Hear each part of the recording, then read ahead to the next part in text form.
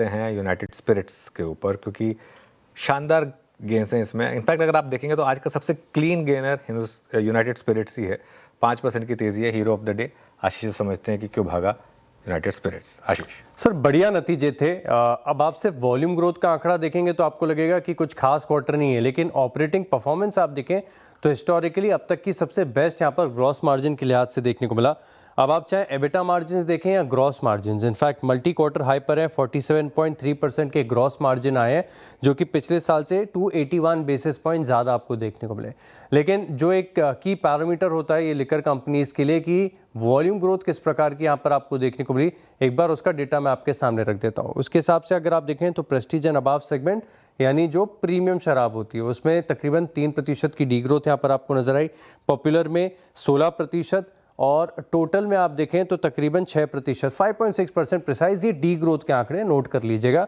अब खास बात इसमें यह भी देखने को मिल रही है कि डिसरप्शन था। दरअसल महाराष्ट्र मेड लिकर की जो पॉलिसी है इसके चलते यहाँ पर पूरे क्वार्टर का इम्पैक्ट है, तो थोड़े से नंबर्स आपको ढीले नजर आएंगे, लेकिन मैनेजमेंट का नजरिया बड़ा पॉजिटिव लग रहा है। वो बता रहे हैं कि मीडियम टर्म में जो डबल डिजिट वॉल्यूम ग्रोथ की उन्होंने गाइडेंस दी थी ये आगे जाके बरकरार देखने को मिलेगी।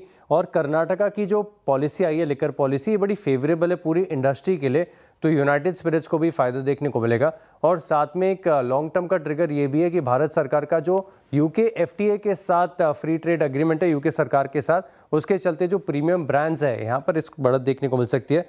और अच्छे नतीजों के बाद देखें तो ब्रोकरेज हाउस की तरफ से कमेंट्री बढ़िया थी। कुछ टारगेट प्राइस और रेटिंग आपके सामने रख देता हूँ। और नोमेरा खरीदारी की राय दे रहे हैं 1650, सीएलएसए होल्ड की रेटिंग दे रहे हैं 1238 और मॉर्गन स्टैनली ने ओवरवेट की रेटिंग को बरकरार रखा है 1445 के टारगेट के लिए। ओके आशीष, शुक्रिया आपका। यूएसएल पे अगर आप देखें ये पूरा का पूरे तथ्य रखने के लिए। स्नेहा, आपकी राय क्या है? I mean on serious note, I mean liquor space ऐसा रहा है एंड स्पेशली फॉर दो स्टॉक्स जो कि कैश में हैं, जिन्होंने वेल्थ क्रिएट करके दी है पूरे 25-26 में सो फार। रेडिको खैतान ने आज अपना ऑल टाइम हाई छुआ, उसके बाद हालांकि थोड़ा ट्रिम हो गया और यूएसएल के नंबर्स। आपका व्यू क्या है? आई मीन आप लोग का प्रेफर्ड स्टॉक क्या है इस वक्त एमएफएसएल में, लिकर स्पेस में? देखिए, लिकर स्पेस में हमारा प्रेफर्ड पिक रैडिको है, जहाँ पे contribution of premium products comparatively काफ़ी हाई है यूनाइटेड स्पिरिट्स से। एंड जैसा कि यूनाइटेड स्पिरिट्स में जो महाराष्ट्र का जो हमने इम्पैक्ट देखा है लिकर पॉलिसी का इसके रिजल्ट्स में, रैडिको उससे समवॉट काफ़ी कुछ रेजिलेंट रहता है।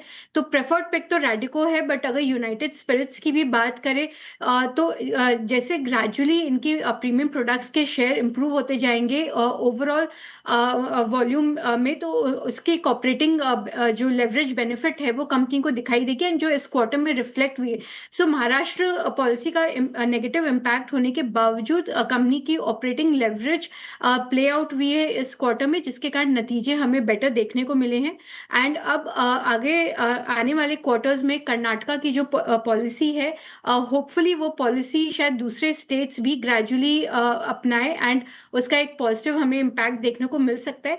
प्लस केवल यूके ही नहीं बट बाकी भी जो एफटीएज इंडिया ने लास्ट ईयर क्लोज किए हैं उनसे भी इन्हें एक बूस्ट मिलेगा ओवरऑल नंबर्स पे।